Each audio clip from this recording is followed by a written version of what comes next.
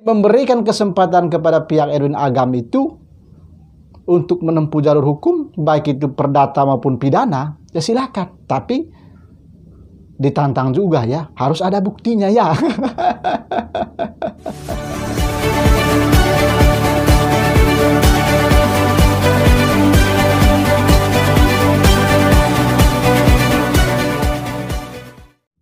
Nampaknya perseteruan antara kelompok Triswaka dan kelompok Erwin Agam itu semakin panas ya.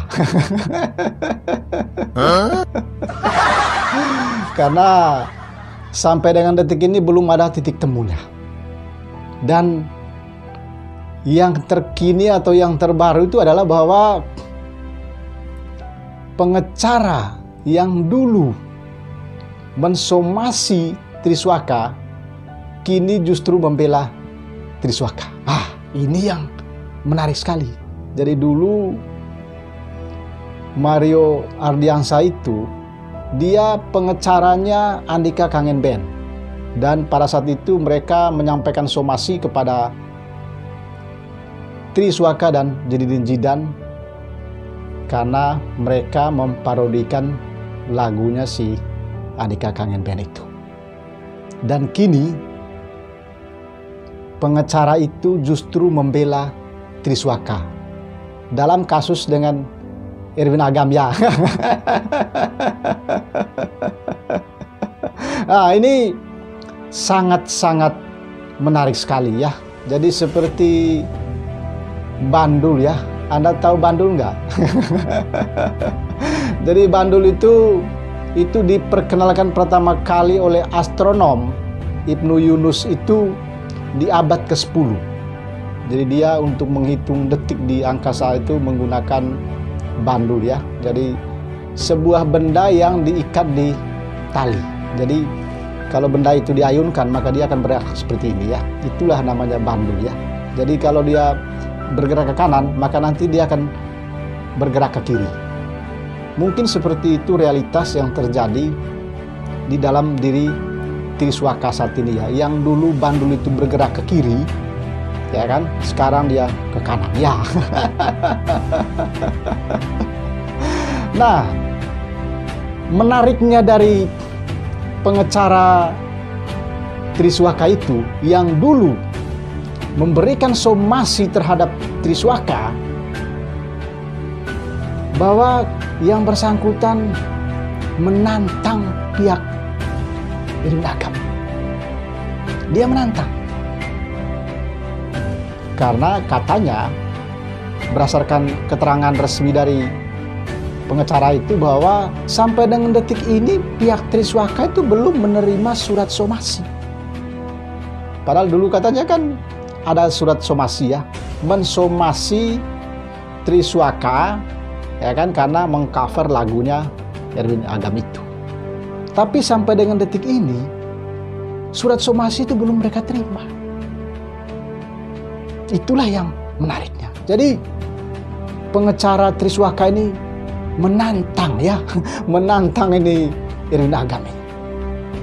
Dia menantang karena katanya sampai dengan detik ini belum ada itu surat somasi. Dan bagi pengacara Triswaka ini ya silakan saja ya kan, kalau mau menempuh jalur hukum baik itu perdata maupun pidana. Kan ini Indonesia ya kan, negara hukum. Siapa saja berhak, itu silakan. Tapi lagi-lagi pengacara Triswaka itu mengatakan ya kalau didukung dengan bukti-bukti yang ada. Jadi memberikan kesempatan kepada pihak Erwin Agam itu untuk menempuh jalur hukum baik itu perdata maupun pidana, ya silakan. Tapi ditantang juga ya, harus ada buktinya ya. Jadi perseteruan ini sangat menarik ya, karena memang tak habis-habisnya.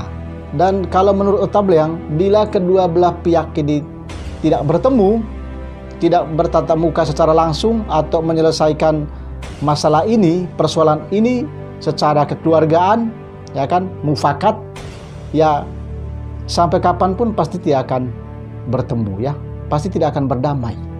Karena itu tadi, jadi mereka saling memberikan pernyataan-pernyataan di media ya. Ya, Otabeliang berharap bahwa persoalan antara Triswaka dan berbagai pihak itu segera diselesaikan ya, sehingga Triswaka itu bisa kembali beraktivitas dengan normal, ya kan? Dia kembali bernyanyi sehingga di sana ada ketenangan batinnya daripada harus menghadapi persoalan-persoalan seperti itu.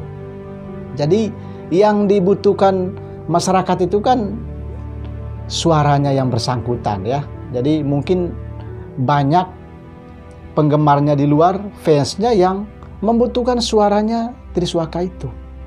Makanya mereka mengikuti dia. Jadi yang Otabeliang harapkan adalah kalau bisa persetujuan antara Triswaka dengan sejumlah pihak itu kalau bisa itu diakhiri ya, diakhiri.